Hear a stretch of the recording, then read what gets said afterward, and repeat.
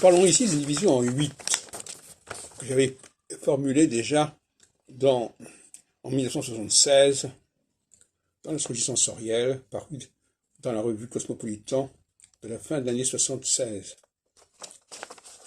C'est-à-dire que déjà à cette époque-là, je pensais qu'il fallait diviser en 8 le cycle, et pas en 4.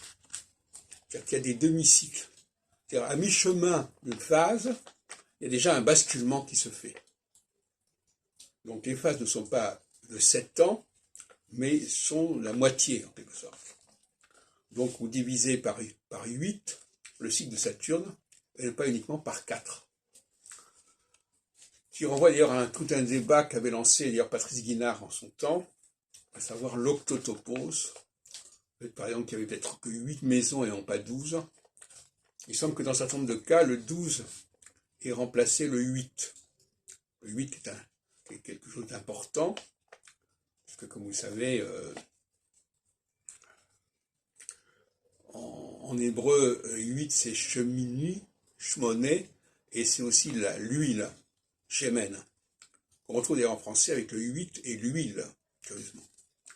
Donc, il faut toujours comprendre qu'il y a une sorte d'interface à mi-chemin. À mi-chemin de la phase équinoxiale, on bascule vers la phase solsticiale. Légèrement, enfin on tend vers.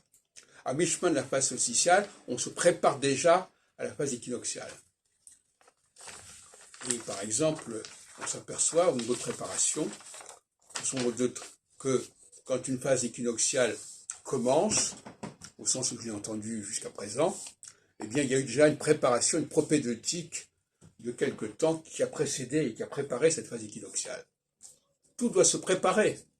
Donc si ça se prépare, c'est qu'il y a bien forcément quelque chose qui doit se faire avant. Si je prends Clé pour l'astrologie, qui est paru en 76 également, eh bien vous pouvez voir que